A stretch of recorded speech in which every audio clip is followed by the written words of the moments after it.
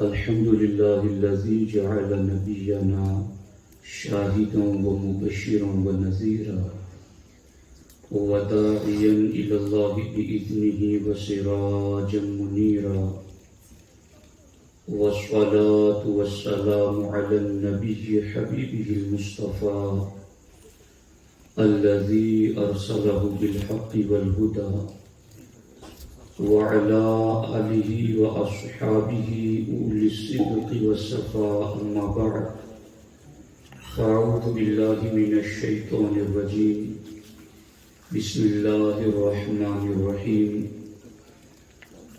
ألا إن أولياء الله لا خوف عليهم ولا هم يحزنون الذين آمنوا وكانوا يتقون. صدق الله العلي العظيم وصدق رسوله النبي الأمين المختار الكريم الرؤوف الرحيم. انتہائی احترام و عقیدت کے ساتھ حضور سید المرسلین، خاتم الانبیاء، شفیع المذنبین، رحمت للعالمین، صلی اللہ تعالی علیہ وآلہ واصحابہ وبارک وسلم کی بارگاہ میں اپنی غلامی کا ثبوت دیں، اور جس طریقے سے میں پڑھا ہوں میرے ساتھ مل کر با ادب با آواز بلند نذران محبت پیش کریں. الصلاۃ والسلام علیک یا رسول اللہ، الصلاۃ والسلام علیک یا حبیب اللہ، الصلاۃ والسلام علیک یا نبی اللہ، وعلى آلك وأصحابك يا نور الله، صلى الله تعالى عليك وسلم.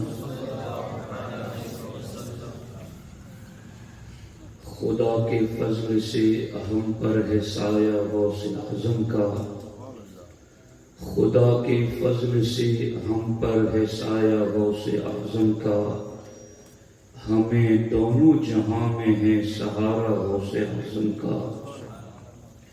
اس شعر میں بہت معنویت ہے اگر توجہ کی جائے کہ اہل سنت و جماعت عقائد اور عمل کسی بھی حیثیت سے مایوس نہیں ہے، کیونکہ ہم پر سایہ غوث اعظم کا ہے. ہماری پشت پر غوث الاعظم دستگیر جیسا ولیوں کا شہنشاہ موجود ہے. خدا کے فضل سے ہم پر ہے سایہ غوث اعظم کا، ہمیں دونوں جہاں میں ہے سہارا غوث اعظم کا. مریدی لا تخف کہہ کر تسلی دی غلاموں کو، قیامت تک رہے بے خوف بندہ غوث اعظم کا. فرشتے روکتے کیوں ہو مجھے جنت میں جانے سے، فرشتے روکتے کیوں ہو مجھے جنت میں جانے سے، یہ دیکھو ہاتھ میں دامن ہے کس کا غوث اعظم کا، یہ دیکھو ہاتھ میں دامن ہے کس کا غوث اعظم کا. دوستان محترم، حضرت سیدنا غوث الاعظم دستگیر رضی اللہ تعالی عنہ ولیوں کے شہنشاہ ہیں، غوثوں کے غوث اور کتبوں کے کتب ہیں. آپ کی شان ولایت کے حوالے سے چند باتیں آج کے اس اجتماع میں عرض کرنا چاہتا ہوں. امید کرتا ہوں کہ ایک ایک لفظ آپ دل کے کانوں سے بھی سماعت کریں گے. دوستان محترم، حضرت سیدنا قاضی ثناء اللہ پانی پتی علیہ الرحمہ اپنی کتاب السیف المسلول میں لکھتے ہیں اور قاضی ثناء اللہ پانی پتی علیہ الرحمہ نے اپنی کتاب میں یہ جو بات لکھی ہے، یہ حضرت سیدنا مجدد الف ثانی شیخ احمد سرہندی رضی اللہ تعالی عنہ کے مکتوبات سے یہ بات انہوں نے لکھی ہے۔ وہ لکھتے ہیں کہ کارخانہ ولایت کے جتنے بھی فیوز و برکات ہیں یا کارخانہ ولایت کے جتنے بھی منصب اور مرتبے ہیں، یعنی ولایت اور ولی سے تعلق رکھنے والے جتنے بھی مرتبے، جتنے بھی منصب، جتنا بھی فیض و برکت جو کچھ ہیں، جب اللہ رب العزت ولایت کے متعلق مرتبوں، منصبوں اور فیض و برکت کو زمین پر نازل کرنا چاہتا ہے تو زمین پر جو اس وقت قطب الارشاد ہوتا ہے، اللہ ولایت کے مرتبے پہلے اس کے پاس پہنچاتا ہے اور پھر وہ قطب الارشاد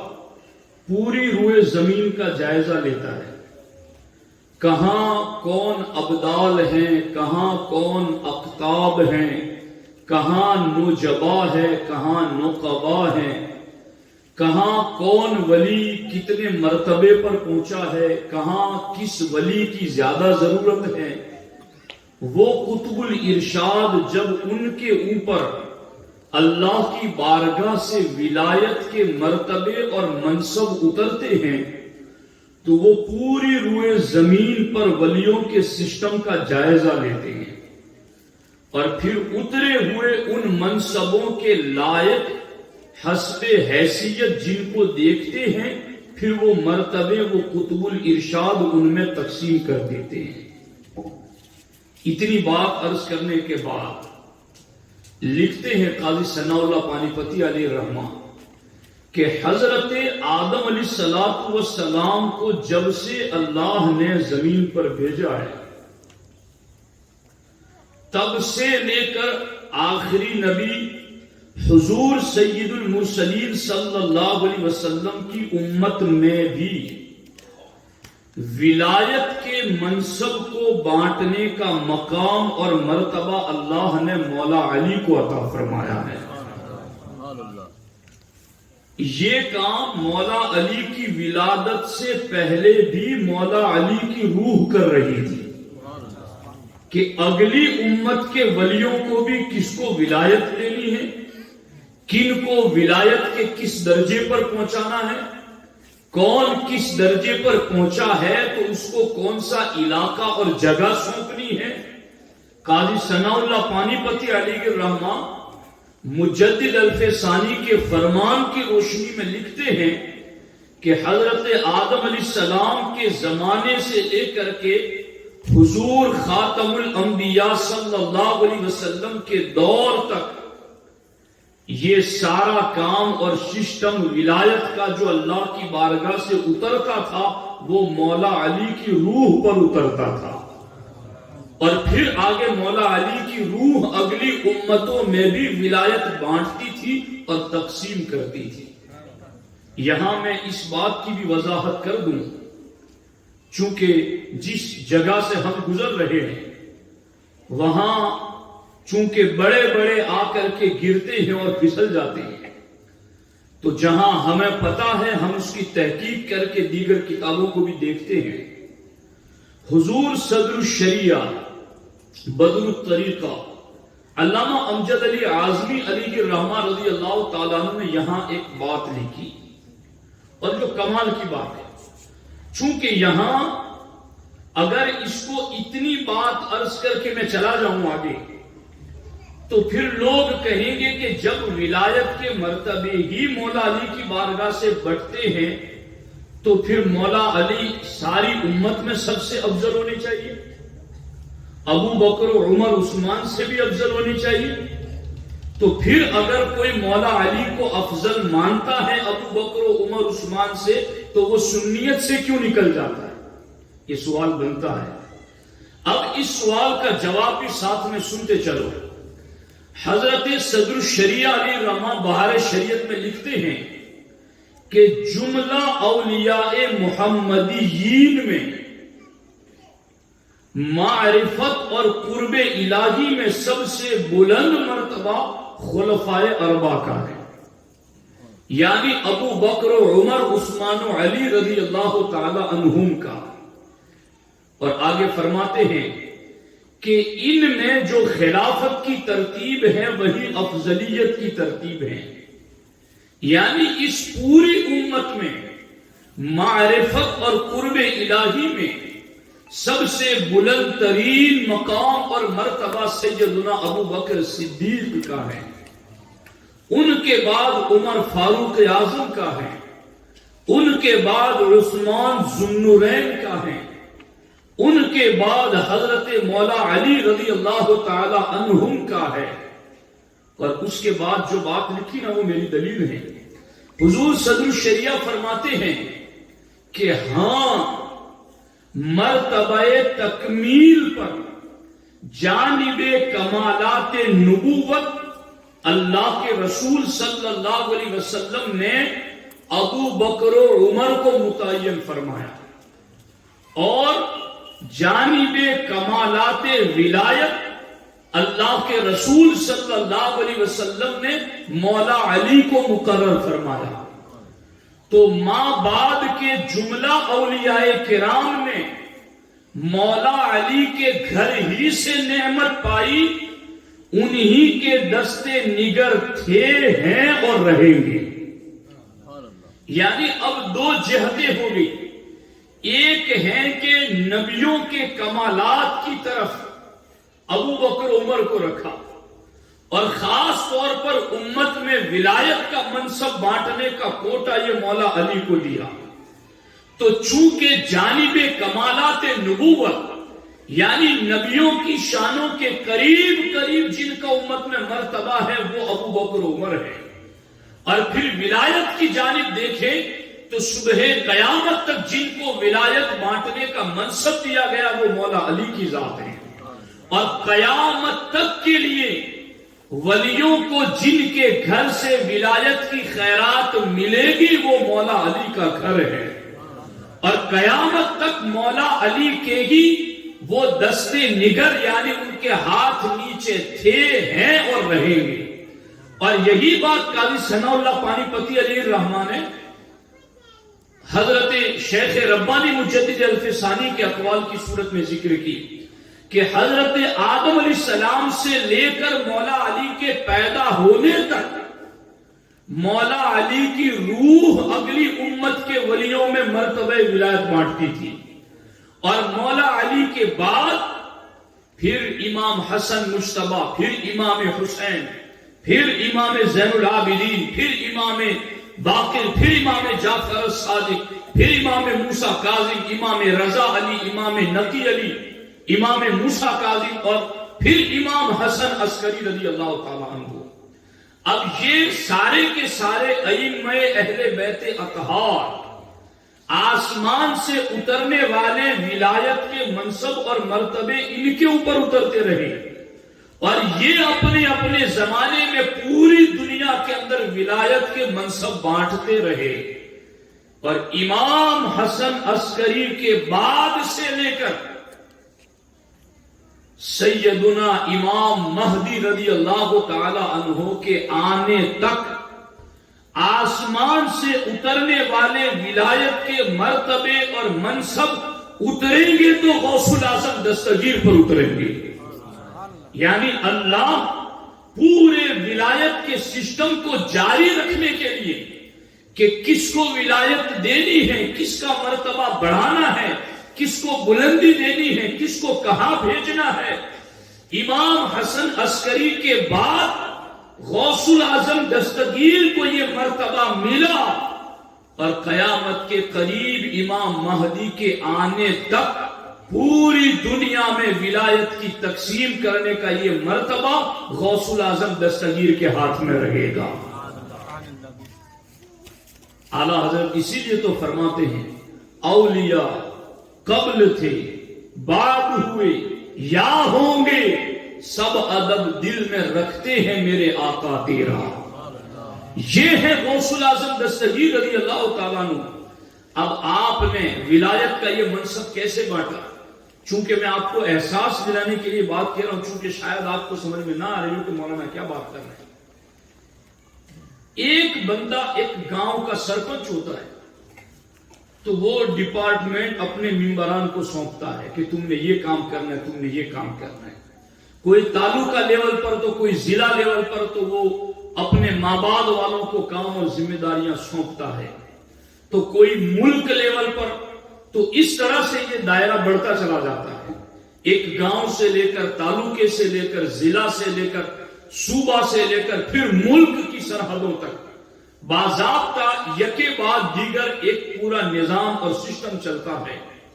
غور کرو کہ غوث پاک کو اللہ نے کتنا بلند مرتبہ دیا ہے کہ آج سے تقریباً 1000 سال پہلے انہیں یہ مرتبہ مل چکا، اور قیامت کے قریب امام مہدی کے آنے تک صرف ایک ملک نہیں، پوری دنیا کے اندر کہاں کہاں ولایت بانٹنی ہے، یہ سارا مرتبہ اللہ نے غوث پاک کو عطا فرمایا۔ یہ کتنا بلند مرتبہ ہے، یہ کتنی بڑی شان ہے، اور اس کو اگر آپ سمجھنا چاہتے ہیں تو ایک روایت کے ذریعہ سمجھو۔ سرکار غوث الاعظم دستگیر رضی اللہ تعالی عنہ کی حیات ظاہری میں ایک ولی تھے جن کا نام سیدنا عبد الرحمن تفسنجی علیہ الرحمہ تھا۔ ایک مرتبہ اپنی خانقاہ میں وہ بیٹھے ہوئے تھے اور ان پر وجد کی کیفیت طاری ہوئی۔ وجد کی کیفیت میں سیدنا عبد الرحمن تفسنجی علیہ الرحمہ نے کہا، انا بین الاولیاء کالکرکی بین الطیور۔ اس کا ترجمہ یہ ہے کہ شیخ عبد الرحمن علیہ الرحمہ نے کہا کہ میں ولیوں کے درمیان ایسا بلند ہوں جیسا پرندوں میں سارس پرندہ بلند ہوتا ہے۔ تو وہ جس طرح پرندوں میں بلند ہوتا ہے، ولیوں میں بس میں یوں ہی بلند ہوں۔ جب انہوں نے خانقاہ میں یہ بات کی تو جو موجودین تھے ان میں ایک غوث پاک کے مرید بھی بیٹھے ہوئے تھے۔ وہ جیسے کہ یہ جملہ سنتے ہیں تو وہ فوراً اٹھ کے کھڑے ہو جاتے ہیں، اور کھڑے ہو کر کے انہوں نے اپنا کمبل جو اوڑا ہوا تھا وہ اتار کر پھینک لیا اور کہا کہ اگر آپ کے پاس روحانیت اور آپ کے پاس ولایت کے درجات کی بلندی اگر اتنی زیادہ ہے تو آؤ مجھ سے مقابلہ کرو۔ وہ جو کھڑے ہوئے تھے ان کا نام سید علی رحمت اللہ تعالی علیہ تھا۔ کھڑے ہو کر انہوں نے کہا کہ اگر واقعی میں تم جو کہتے ہو کہ ولیوں میں میرا مرتبہ اتنا بلند ہے جیسے سارس پرندہ پرندوں میں بلند ہوتا ہے تو آؤ مجھ سے مقابلہ کرو۔ عبد الرحمن تفسنجی کے مرید کھڑے ہو گئے سید علی رحمت اللہ تعالی علیہ کو پکڑنے کے لیے، مگر جیسے ہی وہ کھڑے ہوئے تو سیدنا عبد الرحمن علی الرحمہ نے فرمایا، ان کو ہاتھ بھی نہ لگانا، میں دیکھ رہا ہوں کہ ان کے روئیں روئیں سے انوار پھوٹ لگے گئے ہیں، ان کے جسم سے نور نکل رہا ہے، ان کے جسم سے انوار و تجلیات کا ظہور ہو رہا ہے، ان کو ہاتھ نہ لگانا۔ عبد الرحمن علیہ الرحمہ نے پوچھا، بتاؤ تم کس کے مرید ہو؟ کہا میں شیخ عبد القادر جیلانی کا مرید ہوں۔ کہا یہ کون ہے؟ انہیں ولایت کب ملی ہے؟ یہ کب سے اللہ کی ولی بننے کے منصب پر پہنچے ہیں؟ اور یہ کون ہے؟ سید علی علیہ الرحمہ نے کہا یہ کون ہے اس کا اندازہ اس سے لگاؤ کہ میں ان کا مرید ہوں۔ یہ وہ ہے کہ جنہوں نے مرید کو اتنے کمالات دے دیے ہیں۔ جب یہ بات سنی تو سیدنا عبد الرحمن نے کہا چلو ٹھیک ہے، آپ کمبل تو اوڑھ دو جو تم نے پھینک دیا ہے۔ کہ فقیر نے ایک مرتبہ پھینک دیا، اب اس کو دوسری مرتبہ نہیں پہنے گا۔ وہاں سے دہ بہشت ان کا گاؤں 10 میل کی دوری پر تھا، تقریباً 15 سے 20 کلومیٹر دوری پر سید علی علیہ الرحمہ نے وہیں سے اپنی بیوی فاطمہ کو نام لے کر پکارا اور کہا مجھے چادر دو۔ ادھر انہوں نے ہاتھ بڑھایا، ادھر انہوں نے آواز سن بھی لی اور چادر ہاتھ میں رکھ بھی دی۔ یہ ہے غوث پاک کے غلام، یہ ہے غوث پاک کے مرید۔ جب یہ معاملہ سیدنا عبد الرحمن علیہ الرحمہ نے دیکھا تو انہوں نے 2 آدمی اپنے مریدوں میں سے چن کر بغداد کی طرف روانہ کیے، کہا جاؤ تم بغداد اور شیخ عبد القادر جیلانی کو سلام کہنا اور ان کو پوچھنا کہ ہمارے پیر عبد الرحمن تفسونجی روزانہ اللہ کی بارگاہ میں جاتے اور آتے ہیں اور وہاں جاتے وقت بھی ان کی ولیوں سے ملاقاتیں ہوتی ہیں اور پلٹتے وقت بھی ولیوں سے ملاقاتیں ہوتی ہیں، مگر تمہیں ولایت کا مرتبہ کب ملا کہ نہ جاتے وقت تم سے کبھی ہمارے پیر کی ملاقات ہوئی، نہ پلٹتے وقت کبھی تمہارے پیر سے ہمارے پیر سے تمہاری ملاقات ہوئی، تو تمہیں ولایت کا منصب کب ملا ہے؟ ادھر شیخ عبد الرحمن تفسونجی نے اپنے 2 مریدوں کو روانہ کیا، ادھر غوث پاک کو بھی پتا چل گیا کہ کوئی میری خیر و خیریت پوچھنے آ رہا ہے، تو آپ نے بھی اپنے 2 مریدوں کو اٹھایا اور کہا تم اس سمت کی طرف جاؤ، فلاں مقام پر تمہیں 2 بندوں کی ملاقات ہوگی، ان کو لے کر کے واپس عبد الرحمن تفسونجی کے پاس چلے جانا، اور میں یہ جو تمہیں جواب دے رہا ہوں وہ سارے جواب جا کر کے عبد الرحمن تفسونجی کو بتا دینا۔ غوث پاک کے 2 مرید چلے، ادھر عبد الرحمن تفسونجی کے 2 مرید چلے، راستے میں غوث پاک کے بتائے ہوئے مطابق ان کی ملاقات ہوئی۔ کہا کدھر جا رہے ہو؟ کہا بغداد شیخ عبد القادر جیلانی سے ملنے جا رہے ہیں۔ کہا ہمیں غوث پاک نے ہی بھیجا ہے اور ہم تمہیں واپس لے جانے کے لیے آئے ہیں۔ لے کر کے واپس انہی کے پیر کے پاس چلے اور جا کر پہلے وعلیکم السلام کہا، پھر السلام علیکم کہا، اور اس کے بعد کہا کہ تم یہ پوچھ رہے ہو کہ روزانہ اللہ کی بارگاہ میں تم جاتے ہو، مگر جاتے آتے تمہاری سینکڑوں ولیوں سے ملاقات ہوتی ہے، مگر شیخ عبد القادر جیلانی سے ملاقات نہیں ہوتی ہے، تو سنو شیخ عبد القادر جیلانی کا فرمان ہے کہ اللہ کی بارگاہ میں ولی جب جاتے ہیں تو ولیوں کے اللہ کی بارگاہ میں جانے کے لیے کئی راستے ہیں۔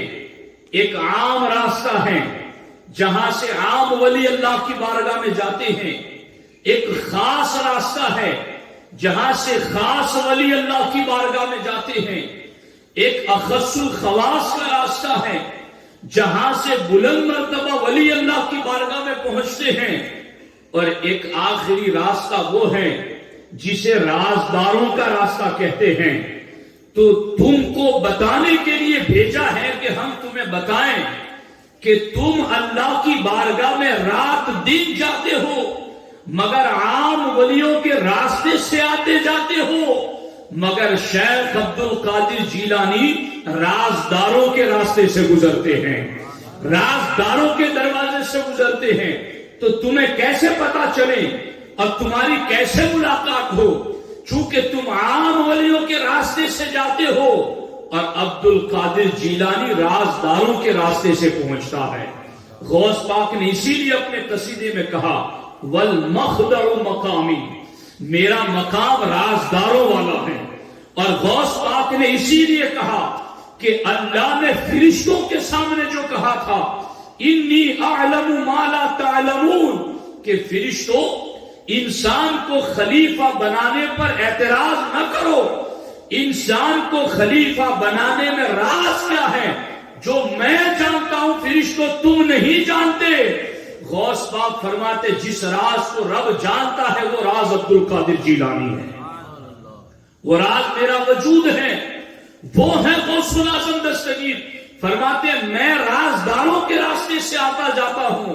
اور آگے غوث پاک کے غلام مرید نے شیخ عبد الرحمن سے کہا سنو، ہمارے پیر غوث دستگیر نے بتایا ہے کہ تمہیں فلاں دن ولایت ملی تھی اور تمہیں اس دن ولایت غوث پاک کے ہاتھ ہی سے ملی تھی، بتاؤ یہ صحیح ہے یا نہیں؟ کہا ہاں یہ صحیح ہے۔ کہا فلاں دن تمہارا ولایت کا مرتبہ بلند ہوا تھا تو وہ غوث پاک ہی نے بلند کیا تھا، اور اس کی علامت یہ تھی کہ تمہیں سورہ اخلاص کا نقش دیا گیا تھا، سورہ اخلاص کا نقش دے کر کے تمہارے ولایت کے مرتبے کو بلند کیا تھا، بتاؤ یہ صحیح ہے یا نہیں؟ تو شیخ عبد الرحمن تفسونجی نے سر جھکا کر کہا یہ صحیح ہے، اور آج مجھے پتا چل گیا کہ شیخ عبد القادر جیلانی ولیوں کے شہنشاہ ہے۔ آپ اندازہ لگائیں، یوں غوث پاک ولایت کو بانٹتے ہیں، یوں غوث پاک مرتبوں کو بانٹتے ہیں، یوں غوث پاک منصب اور عہدوں کو تقسیم کرتے ہیں ولایت کی۔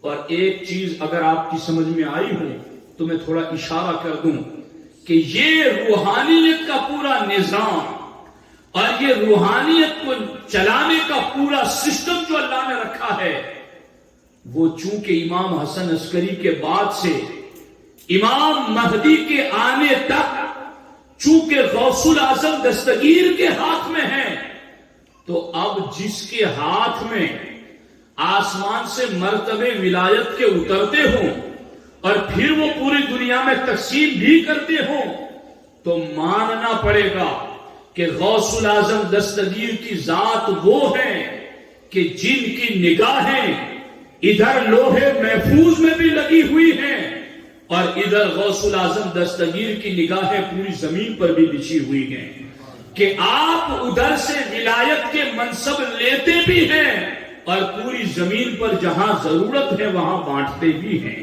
غوث پاک نے اسی لیے تو کہا نظرت الی بلاد اللہ جمعا کخردلۃ علی حکم اتصالی، کہ میں اللہ کے سارے شہروں کو یوں دیکھتا ہوں جیسے تم اپنے ہاتھ کی ہتھیلی میں رائی کا دانہ دیکھتے ہو۔ تو چونکہ یہ سارے جہان کو اس لیے دیکھ رہے ہیں کہ یہ پورے نظام کی ذمہ داری انہیں دی گئی ہے، کہاں کس ولی کو منصب دینا ہے، کہاں کس کا مرتبہ بلند کرنا ہے، کہاں کس کا تقرر اور نفاذ کرنا ہے، وہ سارا ان کے ذمے ہے۔ تو یہ ذمہ بتا رہا ہے کہ ساری کائنات کو غوث اعظم بیک وقت دیکھ رہے ہیں۔ اور غوث پاک فرماتے اعلی حکم اتصالی، یہ جو میں دیکھ رہا ہوں اس کا مطلب یہ نہیں ہے کہ صبح کو دیکھتا ہوں شام کو دیکھ نہیں پاتا، شام کو دیکھتا ہوں صبح کو دیکھ نہیں پاتا۔ غوث پاک فرماتے اعلی حکم اتصالی، میں مسلسل پوری دنیا کو دیکھتا ہوں، میں لگاتار پوری دنیا کو دیکھتا ہوں۔ اور غلاموں خوش قسمتی جانو اپنی، جب وہ مسلسل دیکھتے ہیں تو وہ ہمیں بھی دیکھتے ہیں، وہ آج کا یہ مجمع بھی دیکھتے ہیں، اور جس کے دل میں خلوص جتنا زیادہ ہوگا وہ اتنا ہی زیادہ ان کے فیض سے مالا مال ہوگا۔ اب دیکھو یہاں پر یوں غوث پاک ولایت کے منصب بانٹتے ہیں، اور میں یہاں سے ایک درجہ اور آگے بات سناؤں۔ غوث پاک کے بھی اساتذہ میں سیدنا شیخ حماد قطب بغداد رضی اللہ تعالیٰ عنہ، وہ بڑے اللہ کے ولی گزرے ہیں، اللہ اکبر۔ شیخ حماد جب وہ بزرگ ہو چکے تھے اور انہیں پورا بغداد قطب مانتا تھا، اور اس وقت غوث الاعظم دستگیر کا جوانی کا عالم تھا، شیخ حماد کی درسگاہ میں شیخ عبد القادر جیلانی کی بات نکل پڑی، تو شیخ حماد نے کہا میں عبد القادر جیلانی کے سر پر قدرت کی جانب سے لگے ہوئے دو ایسے جھنڈے ہر وقت دیکھتا ہوں جن کی بلندی زمین سے لے کر آسمانوں تک پہنچی ہوئی ہے، عالم ملکوت تک ان کے جھنڈے لہرا رہے ہیں، اور زمین تو کیا ہے، آسمانی دنیا میں بھی ان کے نام کی دھومیں مچی ہوئی ہیں۔ یہ تو اس وقت کی بات ہے جب غوث پاک کا جوانی کا عالم تھا۔ ایک مرتبہ سیدنا نجیب الدین عبد القاہر سہروردی علیہ الرحمہ، یہ کون ہے؟ یہ شیخ شہاب الدین سہروردی علیہ الرحمہ کے چچا ہے۔ یہ سیدنا نجیب الدین عبد القاہر سہروردی فرماتے ہیں کہ میں ایک مرتبہ شیخ حماد کی محفل میں پہنچ گیا تو میں نے اس محفل میں جا کے کیا دیکھا کہ وہاں شیخ عبد القادر جیلانی تقریر کر رہے ہیں، خطاب کر رہے ہیں، بیان کر رہے ہیں، اور شیخ عبد القادر جیلانی نے بڑی لمبی تقریر کی اور اللہ کے رازوں سے پردے اٹھانے شروع کر دی اور دین کی حکمت بھری گفتگو آپ نے کی۔ تو جب غوث پاک کی گفتگو ختم ہوئی تو سیدنا حماد قطب بغداد علیہ الرحمہ نے کہا، عبد القادر تم کیسی گہرائی والی باتیں کرتے ہو، تمہیں ڈر نہیں لگتا کہ کسی بات پر اللہ پکڑ کر لے گا؟ تمہیں خوف نہیں ہوتا کہ تمہارا مواخذہ ہوگا؟ تمہیں خوف نہیں ہوتا؟ تم اتنی ڈیپ میں جا کر گہرائی کے رازوں کو بتاتے ہو تو کہیں تمہیں پکڑ دکڑ اور گرفت کا مواخذے کا خوف نہیں لگتا ہے؟ تو شیخ عبد القادر جیلانی نے اس وقت حضرت سیدنا حماد کے سینے پر اپنی ہتھیلی رکھ دی۔ اپنی ہتھیلی رکھ کر کے غوث پاک نے شیخ حماد کو کہا، میں نے اپنی ہتھیلی تمہارے سینے پر رکھ دی ہے، اب ذرا دل کے نور سے دیکھو کہ میری ہتھیلی پہ کیا لکھا ہوا ہے۔ جب غوث پاک رضی اللہ تعالیٰ عنہ نے شیخ حماد کے سینے پر اپنی ہتھیلی رکھی تو شیخ حماد پکار اٹھے کہ میں نے عبد القادر جیلانی کی ہتھیلی پر یہ لکھا ہوا پڑھ لیا ہے کہ عبد القادر جیلانی نے 70 مرتبہ اللہ سے یہ وعدہ لیا ہے کہ وہ جو بھی راز کی بات بولیں گے اللہ کسی بات پر ان کی گرفت نہیں فرمائے گا، اللہ کسی بات پر ان کی پکڑ نہیں کرے گا۔ جب شیخ حماد نے یہ دیکھا اور کہا تو پکار گئے، ذالک فضل اللہ یؤتیہ من یشاء، یہ اللہ کا فضل ہے، اللہ جسے چاہے اسے عطا فرمائے۔ تو غوث پاک کی شان دیکھو کہ اللہ نے آپ سے اور آپ نے اللہ سے اس بات پر عہد لیا ہے کہ اللہ تعالیٰ کسی بات پر میرا مواخذہ نہیں فرمائے گا۔ تب غوث پاک بولتے ہیں، غوث پاک کہتے ہیں میں یوں ہی نہیں بولتا، مجھے کہا جاتا ہے تو میں بولتا ہوں، میں یوں ہی لقمہ نہیں اٹھاتا، مجھے کہا جاتا ہے تو میں کھاتا ہوں، میں یوں ہی پانی نہیں پیتا، مجھے کہا جاتا ہے تو میں پیتا ہوں۔ غوث پاک فرماتے ہیں میرا تو معاملہ یہ ہے کہ کئی دنوں تک بھوکا پیاسا رہا اور رب کی مرضی پر چھوڑ دیا، میرے رب تو کہے گا تو کھاؤں گا، تو کہے گا تو پیوں گا، تو کہے گا تو میں گاؤں میں قوم میں قبیلے میں آؤں گا۔ تو غوث پاک کی شان یہ ہے، اور یہی شیخ حماد ہیں۔ انہی سے متعلق ایک اور روایت قلائد الجواہر فی مناقب الشیخ عبد القادر میں یہ روایت بھی لکھی ہوئی ہے، بڑی دلچسپ روایت ہے۔ اللہ اکبر، سرکار غوث پاک رضی اللہ تعالی عنہ ایک دن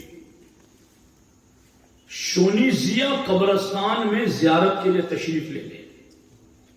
بغداد کے قریب یہ قبرستان تھا شونیزیہ، آپ اس قبرستان میں تشریف لے گئے، ایصال ثواب کیا۔ اس کے بعد آپ نے دیکھا کہ یہی شیخ حماد کا مزار اسی قبرستان میں، تو حضرت شیخ عبد القادر جیلانی رضی اللہ تعالی عنہ اپنے کئی مریدوں کے ساتھ شیخ حماد کے مزار پر پہنچے، اور اب شیخ حماد کے مزار پر آپ دعا میں مصروف ہوئے تو اتنا لمبا وقت لگا کہ سخت دھوپ پڑنے لگی، اور دھوپ کی وجہ سے لوگوں کو تکلیف ہونے لگی۔ اتنی دیر تک غوث پاک شیخ حماد کے مزار پر کھڑے ہو کر دعا کرتے رہے، اور جب لمبی دیر تک دعا کرنے کے بعد آپ نے ہاتھ چہرے پر پھیرے تو آپ مسکراتے ہوئے پلٹنے لگے. جب آپ مسکراتے ہوئے پلٹنے لگے تو آپ کے مریدوں نے کہا حضور یہ دو باتیں ہمیں سمجھ میں نہیں آئی. پہلی بات تو یہ کہ آپ اتنی دیر تک شیخ حماد کے مزار پر کیوں کھڑے رہے, اور دوسری بات یہ ہے کہ چلو اتنی دیر تک کھڑے رہے تو آپ نے ہاتھ پھیرا تو آپ مسکرا کیوں رہے تھے. یہ دو باتیں ہمیں سمجھ میں نہیں آئی. تو غور کرنا اس چیز پر. یہ جس وقت غوث پاک شولیزیہ قبرستان میں گئے تھے وہ ہجری سن 523 کا وقت تھا, اور جب غوث پاک سے یہ دو باتیں ظاہر ہوئی کہ ایک لمبا وقت ٹھہرے اور پھر مسکراتے ہوئے پلٹے, مریدوں کے پوچھنے پر غوث پاک نے کہا آج ہجری سن 523 ہے, مگر یاد کرو ہجری سن 499 میں, یعنی آج سے تقریباً 22 سال پہلے کا وقت یاد کرو, جب 15ویں شعبان المعظم کا دن تھا اور جمعہ کا بھی دن تھا, اور میں جامع الرصافہ میں نماز کی ادائیگی کے لیے کئی ساتھیوں کے ساتھ شیخ حماد کے پیچھے پیچھے جا رہا تھا کہ میں نے بھی جمعہ کی نماز پڑھنی ہے, اور شیخ حماد کے مریدوں کے ساتھ ساتھ میں بھی جا رہا تھا جامع الرصافہ کی طرف. تو جب ہم قنطرۃ الیہود سے گزرے, یعنی ایک ایسے پل سے کہ جو یہودیوں کے نام سے منسوب تھا, جب اس پل پر سے غوث پاک اور شیخ حماد گزر رہے تھے تو غوث پاک فرماتے مجھے شیخ حماد نے اپنے ہاتھ سے دھکا دے کر کے اس پل میں گرا دیا. غوث پاک فرماتے سخت ٹھنڈی کا موسم تھا اور میں نے صوف کا جبہ پہنا ہوا تھا, اور میری آستین میں بھی ایک ایکسٹرا جبہ میں نے رکھا ہوا تھا کہ کہیں ضرورت پڑے گی تو میں جبہ اتار کر یہ دوسرا جبہ پہن لوں گا. غوث پاک فرماتے جیسے ہی مجھے شیخ حماد نے اپنے ہاتھ سے دھکا دیا تو میں نے جاتے جاتے ہی پڑھ لیا بسم اللہ نویت غسل الجمعہ, اللہ کے نام سے میں جمعہ کا غسل کر رہا ہوں.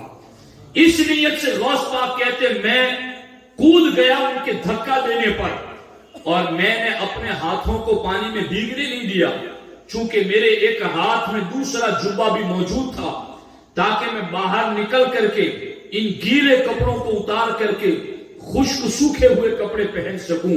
غوث پاک فرماتے جب انہوں نے مجھے دھکا دیا تھا اور میں اس پل سے پانی میں گر گیا, میں باہر نکلا تو شیخ حماد کے دوسرے مریدوں نے بھی چاہا کہ مجھے پھر دھکا دے کر کے گرا دے.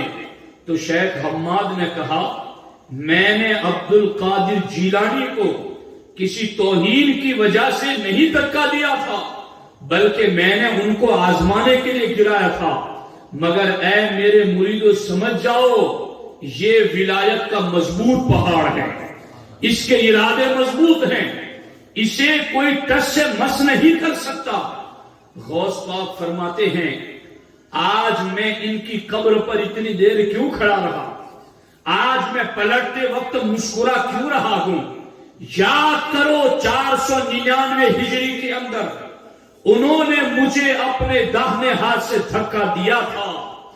آج جب میں ان کے مزار پر آیا تو میں نے دیکھا کہ شیخ حماد کے جسم پر ایک نورانی لباس ہے, موتیوں سے سجا ہوا لباس ہے, ان کے سر پر یاقوت کے موتیوں کا تاج ہے, ان کے دونوں پاؤں کے اندر سونے کی جوتیاں ہیں, اور ان کے دونوں ہاتھ کے اندر سونے کے ٹکڑے ہیں. مگر میں نے دیکھا کہ شیخ حماد کا ایک ہاتھ تو کام کر رہا ہے مگر دوسرا ہاتھ کام نہیں کر رہا ہے, ایک ہاتھ بیمار ہے. تو میں نے شیخ حماد سے کہا کہ یہ تمہارا ہاتھ اٹھ کیوں نہیں رہا ہے, اس ہاتھ میں اتنی تکلیف کیوں ہے.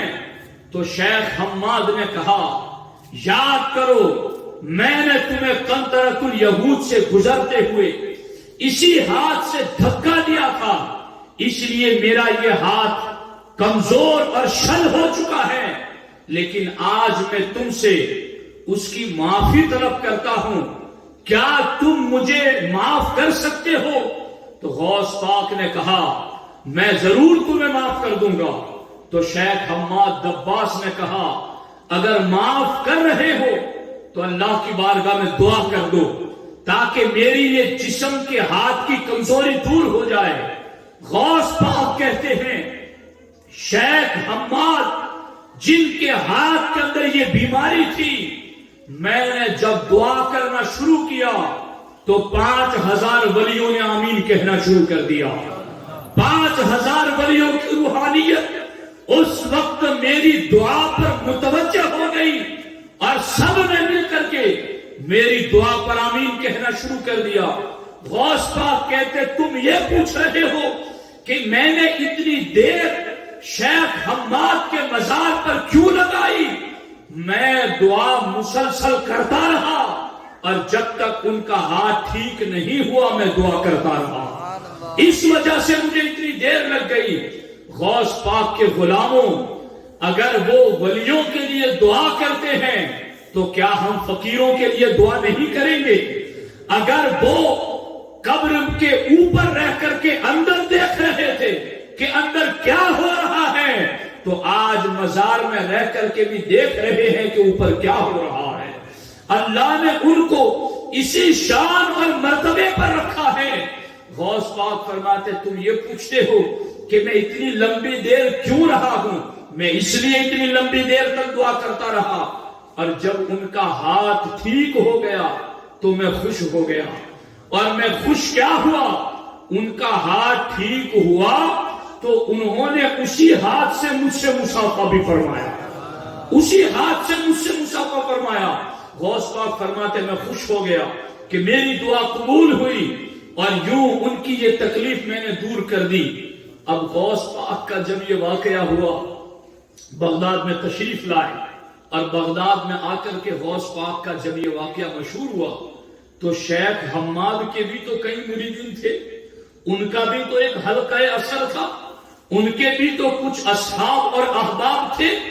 ان کو یہ بات بڑی تعجب خیز لگی کہ نہیں یہ کیسے ہو سکتا ہے، آپ کو اس کی حقیقت ہمیں بتانی پڑے گی، آپ کو اس کی کیا صورت تھی کہ کس طرح آپ نے ان کا ہاتھ ٹھیک کیا، وہ آپ کو ہمیں بتانا پڑے گا، ورنہ شیخ عبد القادر جیلانی ہم آپ کی بات پر یقین کیسے کر لیں۔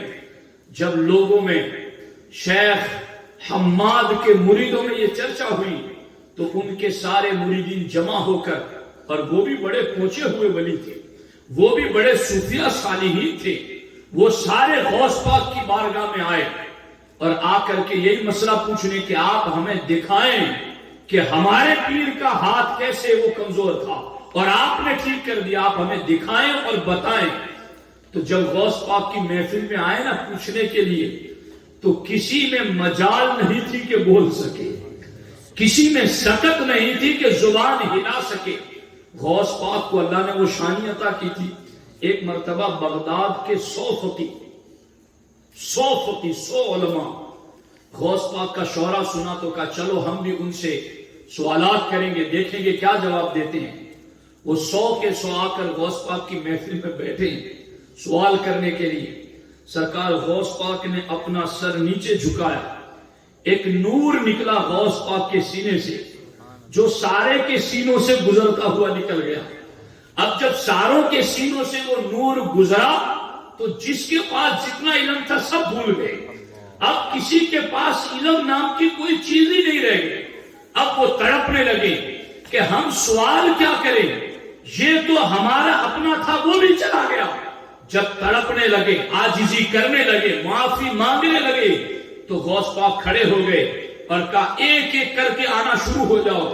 جو بھی آتا غوث پاک سینے سے لگاتے تو پہلا علم بھی آ گیا، اس سے زیادہ آ گیا۔ دوسرے کو سینے سے لگایا، جو غائب تھا وہ بھی آ گیا اور جو دوسرا تھا وہ بھی عطا کر دیا۔ یوں 100 فقہا کو ان کا کھویا ہوا علم بھی دیا، مزید علم کے سمندر دیے۔ اس کے بعد کا اب بیٹھ جاؤ، سنو تمہارا سوال یہ تھا اور اس کا جواب یہ ہے۔ تمہارا سوال یہ تھا اور اس کا جواب یہ ہے، تمہارا سوال یہ تھا اور اس کا جواب یہ ہے۔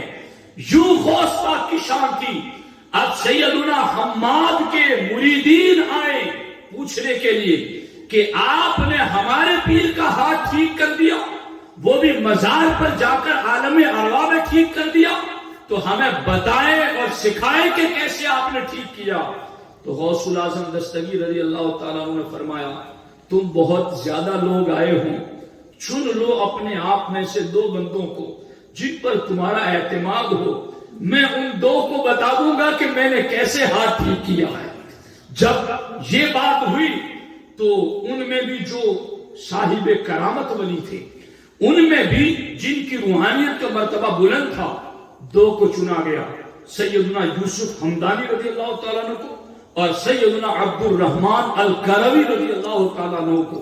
ان دونوں کو چنا گیا اور دونوں کو چن کر کے آگے پیش کیا گیا تو سارے لوگوں نے مل کر کے کہا کہ شیخ عبد القادر جیلانی، ہم تمہیں آئندہ جمعہ تک کی مہلت دیتے ہیں کہ اتنے پورے لمبے وقت میں تم ان دونوں بندوں کو بتا دینا کہ تم نے مزار میں لیٹے ہوئے شیخ حماد قطب بغداد کا ہاتھ کیسے ٹھیک کیا ہے۔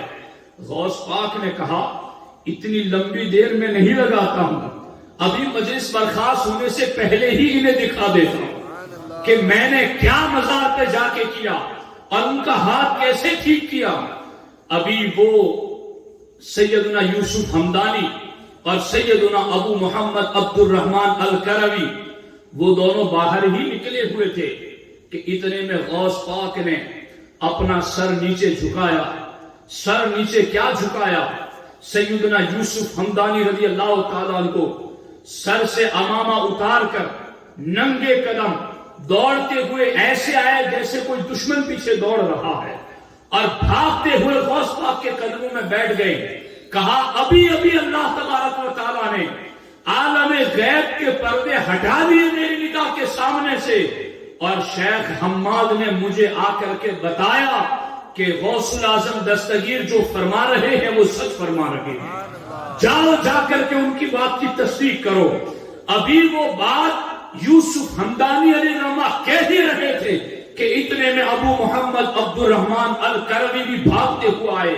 انہوں نے بھی کہا کہ جو یوسف حمدانی نے دیکھا میں نے بھی وہی دیکھا ہے، اور میں بھی شیخ حماد کے حکم پر یہ بتانے آیا ہوں کہ غوث الاعظم دستگیر نے ان کے مزار پر پہنچ کر کے ان کی مدد فرمائی ہے۔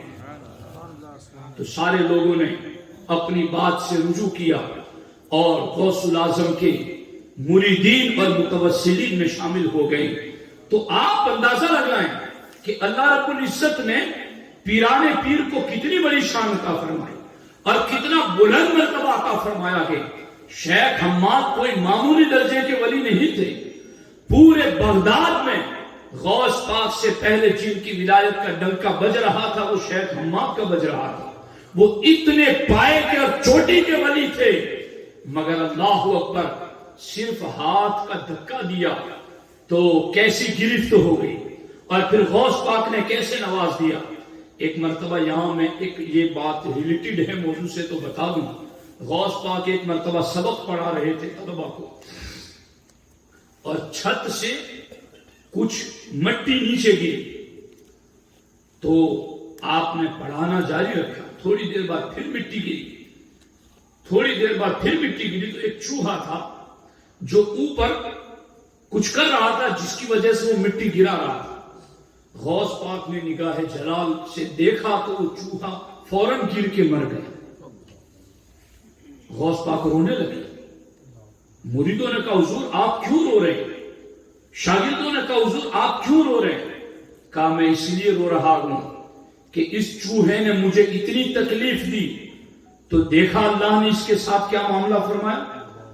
کاش قیامت تک کوئی انسان میں مجھے یوں تکلیف نہ پہنچائے، ورنہ اللہ کی یوں گرفت ہوگی اس کے ساتھ، اور وہ یوں مارا جائے گا میری طرف غلط بات منسوب کرنے کی وجہ سے یا میری توہین کرنے کی وجہ سے۔ جب ایک چوہا اتنی تکلیف پہنچائے تو وہ یوں گر کر کے جان دے دے اگر آج کوئی غوث پاک کے بارے میں کوئی غلط بات کہیں تو اسے سوچنا چاہیے کہ یہ دربار غوثیت ہے، پوری روحانیت کے نظام کی شہنشاہی اللہ نے انہیں عطا کی ہے۔ تو جب اتنا بڑا مرتبہ دیا ہے تو پھر ان کے بارے میں رب کی غیرت بھی بہت زیادہ ہے۔ اب غوث پاک کی ایک شان سنا کر کے، غوث پاک کے مریدوں کو بشارت میں سنا کر گفتگو اختتام کی طرف لاتا ہوں۔ بڑی لذیذ روایت ہے، اتنی پیاری اور میٹھی روایت ہے، جسے سنیں گے آپ کا ایمان تازہ ہو جائے گا۔ اللہ اکبر، اللہ اکبر، اللہ اکبر۔ سیدنا سہل بن عبداللہ تستری رضی اللہ تعالی عنہ اس روایت کے راوی ہیں۔ فرماتے کئی دنوں تک سرکار غوث پاک اہل بغداد کی نظروں سے غائب ہو گئے، لوگوں کو مل ہی نہیں رہے تھے کہ غوث پاک کدھر چلے گئے۔ تو کسی نے بتایا کہ دریائے دجلہ کی طرف ہم نے شیخ عبد القادر جیلانی رضی اللہ تعالی عنہ کو دیکھا ہے۔ تو لوگوں کا ایک بہت بڑا جم غفیر دریائے دجلہ کی طرف چل پڑا کہ ہم تلاش کریں کہ غوث پاک کدھر روپوش ہو گئے، کدھر چھپ گئے ہیں۔ جب لوگ گئے دریا کے کنارے تو سہل بن عبداللہ تستری رضی اللہ تعالیٰ عنہ فرماتے ہیں ہم نے کیا دیکھا کہ غوث پاک سمندر کے پانی پر چلتے ہوئے ہماری طرف آ رہے ہیں۔ ہم نے یہ منظر دیکھا اور ہماری حیرت نہ لگی اس بات پر کہ سمندر کی مچھلیاں منہ نکال نکال کر انہیں سلام پیش کرتی تھی اور ان کے قدموں کے بوسے لیتی تھی۔ اور جب غوث پاک ہماری طرف بڑھ رہے تھے تو ہم نے دیکھا کہ ظہر کا وقت ہو چکا ہے اور ایک جائے نماز مصلی جیسے ہوتا ہے۔ فرماتے ہیں سہل بن عبداللہ تستری رضی اللہ تعالیٰ عنہ کہ ایک جائے نماز پورا تخت بن کر کے آسمان اور زمین کے درمیان آ کے ٹھہر گیا اور ہمیں یوں لگا جیسے تخت سلیمانی آ کے ٹھہر چکا ہے۔ یعنی یہ لفظ روایت میں لکھے، میری اپنی طرف سے کوئی لفظ نہیں۔ سہل بن عبداللہ تستری کہتے ہیں یوں لگا جیسے تخت سلیمانی ہوا میں آ کے رک گیا ہے۔ جب وہ تخت آ کر کے رکا، ظہر کا وقت تھا، تو ہم نے دیکھا کہ بڑے بہادر قسم کے بڑے عظیم الجثہ لوگ اس تخت پر آ کر کے کھڑے ہو گئے۔ ہم نے دیکھا کہ وہ شیر دل بہادر ہیں مگر ان کی آنکھوں سے اللہ کے خوف سے آنسو جاری ہیں اور وہ لگتا ہے اسی کام کے لیے پیدا کیے گئے ہوں۔ سہل بن عبداللہ تستری کہتے ہیں نماز کا وقت ہوا، تکبیر پڑھی گئی اور شیخ عبد القادر جیلانی مصلی پر کھڑے ہو گئے۔ آپ نماز کے لیے آگے بڑھے اور غوث پاک نے جیسے ہی اللہ اکبر کہا تو عرش اٹھانے والے فرشتوں نے بھی اللہ اکبر کہنا شروع کر دیا۔ غوث پاک نے ادھر سبحان اللہ، الحمدللہ اور نماز کی تسبیحیں پڑھنا شروع کی تو ساتوں آسمان کے فرشتے بھی ان کے ساتھ تسبیح پڑھنا شروع کر دیتے ہیں۔ اور پھر ہم نے دیکھا اور سنا کہ جب شیخ عبد القادر جیلانی نے نماز میں سمع اللہ لمن حمدہ پڑھا تو ہم نے دیکھا کہ ایک سبز رنگ کا نور غوث پاک کے لبوں سے نکلا اور آسمان کی طرف بڑھنے لگا۔ ہم نے غوث پاک کی نماز میں یہ شان دیکھی کہ وہ اللہ اکبر کیا کہتے ہیں، عرش اٹھانے والے فرشتے بھی اللہ اکبر کہہ رہے ہیں۔ وہ سبحان اللہ کیا کہتے ہیں، ساتوں آسمان کے فرشتے بھی تسبیح کرنے لگے۔ انہوں نے سمع اللہ لمن حمیدہ کیا کہا، زبان سے سبز رنگ کا نور نکل کر آسمانوں پر پھیلنے لگا۔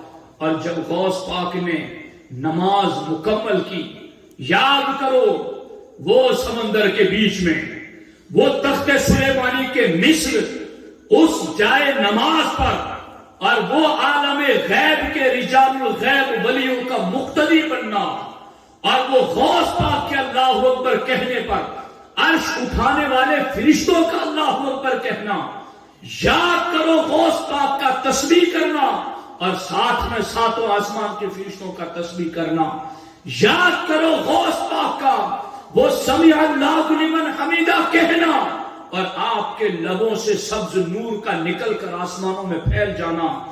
ایسی نماز مکمل ہوئی اور نماز مکمل ہوئی تو غوث پاک نے اس نماز کے مکمل ہونے کے بعد اپنے مریدوں کے لیے مغفرت کی دعا فرما دی، اپنے مریدوں کے لیے نجات کی دعا فرما دی. اور دعا بھی کیسے کی غوث پاک نے؟ نبی کے وسیلے والی دعا کر دی. غوث پاک کیا کہتے ہیں؟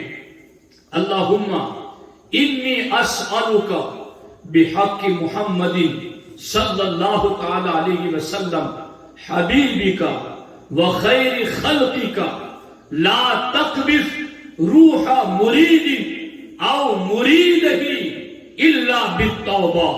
اے اللہ، یہ جو پوری روحانیت کا نظام تو نے میرے ہاتھوں میں دے دیا ہے کہ غیب کے ولی بھی میرے مقتدی بن گئے، میرے لیے تخت سلیمانی کے مثل جائے نماز آ گیا، مجھے ان ولیوں کا امام بنا دیا گیا اور مجھے اتنی بڑی شان دی گئی. میرے اللہ، میں ان کو نماز پڑھا کر سلام پھیر کر تیری بارگاہ میں یہ دعا کرتا ہوں، اسألک بحق محمد صلی اللہ علیہ وسلم. اے اللہ، میں تجھے تیرے محبوب مصطفیٰ کریم صلی اللہ علیہ وسلم، جو کہ تیری مخلوق میں سب سے افضل ترین ہیں، ان کے وسیلے سے تیری بارگاہ میں بس یہ سوال کرتا ہوں، لا تقبض روح مرید او مرید الا بالتوبہ. میرے اللہ، جب میرا مرید مرنے لگے یا میرے مریدوں کا مرید مرنے لگے تو میرے اللہ تو اسے توبہ کی توفیق عطا کر دے، تو اس کی مغفرت کر دے، تو اس کو نجات کا پروانہ عطا کر دے.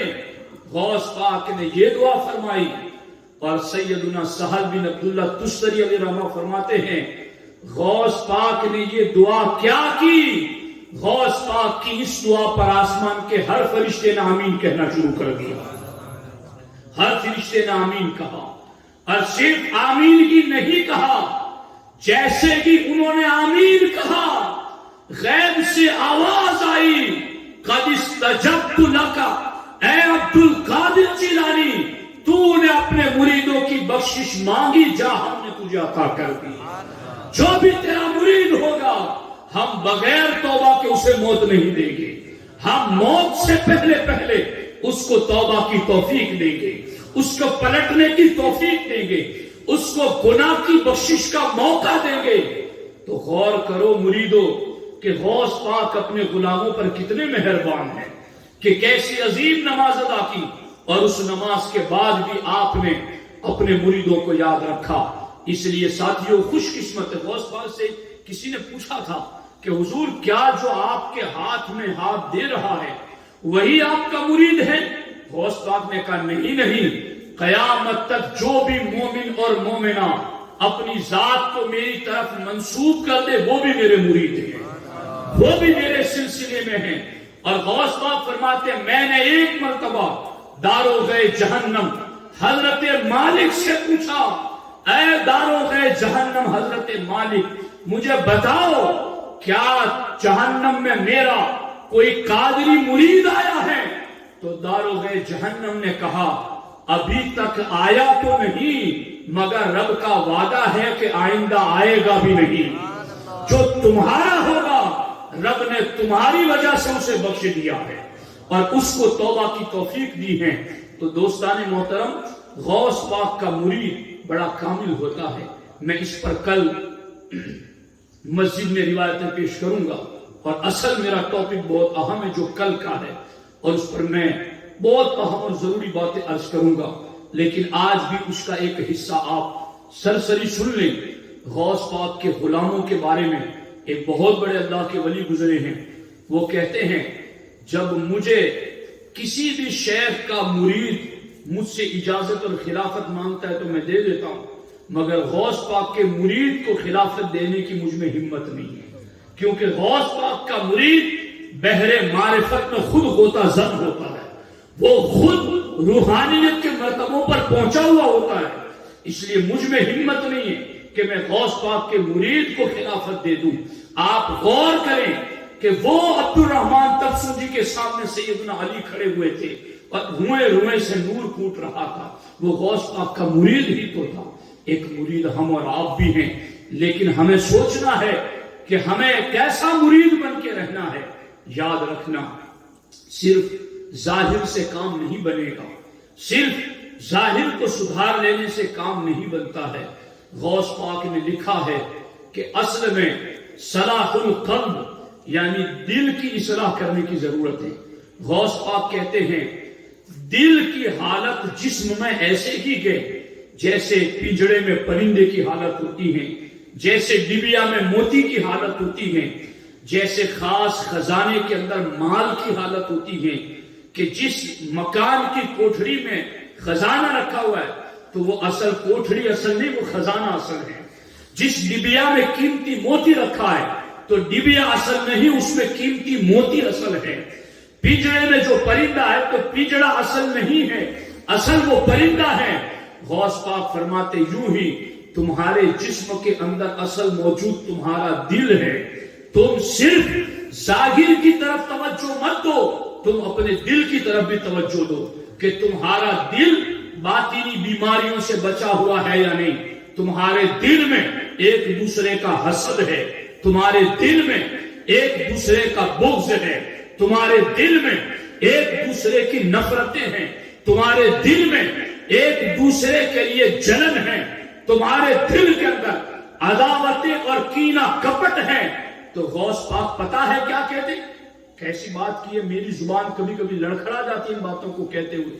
غوث پاک کہتے یہ تو ایسا ہی ہے جیسے تم نے ٹوائلٹ کو اوپر سے صاف کر رکھا ہے اور اندر نجاستیں ڈال رکھی ہے. یہ لفظ نہ ہو تو میں ذمہ دار.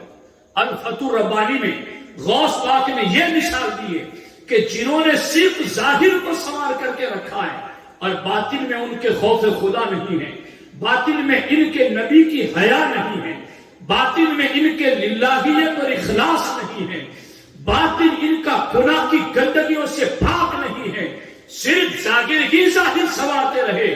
تو غوث پاک فرماتے یہ تو ایسا ہی ہے کہ تم نے استنجا خانے کو خوب اوپر سے صاف کر رکھا ہے مگر اندر تو ساری نجاستیں ہیں موجود، گندگی ہے ساری موجود. بس تم نے یہ اپنے ظاہر کو سنوار رکھا ہے اور باطن میں گناہوں کی غلاظتیں ڈال رکھی گئی. غوث پاک فرماتے میرے مریدوں تم ظاہر بھی سنوارو اور تم باطن بھی سنوارو. اور غوث پاک فرماتے ہیں تمہارا باطن سنورے گا کیسے؟ غوث پاک فرماتے تمہارا باطن سنورے گا تو سب سے پہلے تمہارا ایمان اور عقیدہ درست ہوگا تو تمہارا باطن سنورے گا. اب توحید ہی رہو. غوث پاک فرماتے اللہ اور رسول کو جو تم نے مانا ہے ویسا مانو جیسا ماننے کا حق ہے، تب تمہارا باطن پاک ہوگا. والاعمال بالاخلاص، اور اخلاص کے ساتھ نیک عمل کرو گے تو تمہارا باطن پاک ہوگا. والتوکل علی اللہ تعالی، اور اللہ کی ذات پر قابل بھروسہ کرو گے تو تمہارا باطن پاک ہوگا.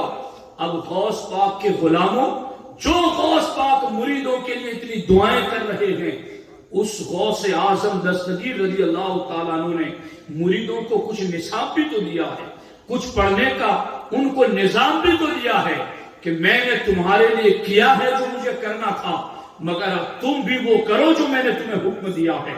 اس لیے ظاہر کے ساتھ ساتھ ہمیں اپنے باطن کی طرف بھی توجہ دینی ہے اور باطن کی اصلاح کی طرف بھی دھیان دینا ہے. کوئی بھی نیکی کرے، کوئی واہ واہ کرے نہ کرے، کسی کو اچھا لگے نہ لگے، بس اپنے دل پر دھیان رکھو کہ میرا دل مخلص ہے اور میں اس لیے کر رہا ہوں کہ مجھے اللہ کی بارگاہ سے انعام حاصل کرنا ہے، مجھے کسی انسان سے اس کا انعام نہیں لینا ہے. جب دل کے اندر اخلاص ہوگا تو پھر غوث پاک فرماتے ہیں تیرا ظاہر تو ٹھیک ہی ہے، تیرا باطن بھی ٹھیک ہو جائے گا. وتوکل علی اللہ، اللہ کی ذات پر بھروسہ کرو، کام کرو اور بھروسہ اللہ کی ذات پر رکھو. پریشان نہ ہو جاؤ کہ ابھی تک یہ کام کیا یہ نہیں ہوا. ابھی میرا اور آپ کا کام ہے کام کرنا، اپنا کام کیے جاؤ، نتیجے کے لیے اللہ کے ذمہ کرم پر چھوڑو. ہمارا کام ہے بیان کرنا، ہمارا کام ہے کتابیں لکھنا، ہمارا کام ہے احکام شریعت کو پہنچانا. اب آگے اللہ کے ذمہ کرم پر ہے اور اللہ کی ذات پر بھروسہ رکھ کر کے کام کریں گے اور دلوں میں اخلاص ہوگا تو غوث پاک فرماتے دلوں کا اخلاص اللہ ضائع نہیں ہونے دیتا، اللہ قبول فرماتا ہے۔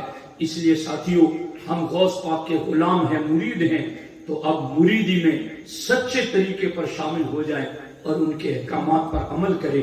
اللہ کریم کی بارگاہ میں دعا ہے، رب ذوالجلال سرکار غوث الاعظم دستگیر رضی اللہ تعالی عنہ کے کامل فیوز و برکات سے ہمیں مالا مال فرمائے۔ انشاءاللہ الرحمن 20 تاریخ کو جمبو سر کی سرزمین پر جشن غوث الورا منایا جائے گا، جس میں امیر سنی دعوت اسلامی وقار اہل سنت مولانا شاکر علی یوری رضوی صاحب قبلہ تشریف لائیں گے، دیگر علماء سادات بھی موجود رہیں گے، میں بھی وہاں کچھ گفتگو عرض کروں گا۔ 20 تاریخ کو میری آپ سے درخواست ہے کہ اب علم دین کے لیے کچھ سفر کیا کرو۔ لوگ کہتے ہیں ہمیں یوٹیوب پر سب کچھ سننے کو مل جاتا ہے، تو یہ مل جاتا ہے، لیکن محفل کی برکتیں کہاں ملتی؟ مجلس کا جو خصوصی فیضان ہے وہ کہاں ملتا؟ جب ہم بچپن میں پڑھتے تھے تو ہم دیکھتے تھے کہ لوگ ٹرکیں بھر بھر کر، گاڑیاں لے لے کر دور دور تک 50-50 100 کلومیٹر تک علم دین کے لیے مجلسوں میں جایا کرتے تھے۔ تو یہ تو چلنا بھی بہت بڑے اجر و ثواب کی بات ہے، پھر وہاں پہنچ کر کے ذوق و شوق اور تکلیف اٹھا کر کے جو علم حاصل کیا جاتا ہے اس کی برکتیں جدا ہوتی ہیں۔ محفل میں کئی اللہ والے ہوتے، کسی ایک کی آمین قبول تو ہماری بھی قبول، اور اس کے اپنے معاملات ہوتے ہیں۔ تو میری آپ سے درخواست ہے 20 تاریخ کو جمبو سر کی سرزمین پر جشن غوث الورا کے موقع پر آپ ضرور تشریف لائیں اور سرکار غوث الاعظم دستگیر کے فرامین سن کر ان کی مریدی میں کامل طریقے پر رہنے کی کوشش کریں۔ اللہ تعالی ہم سب کو سرکار غوث پاک کے فیضان سے مالا مال فرمائیں۔ السلام علیکم ورحمۃ اللہ وبرکاتہ۔ صلاۃ و سلام۔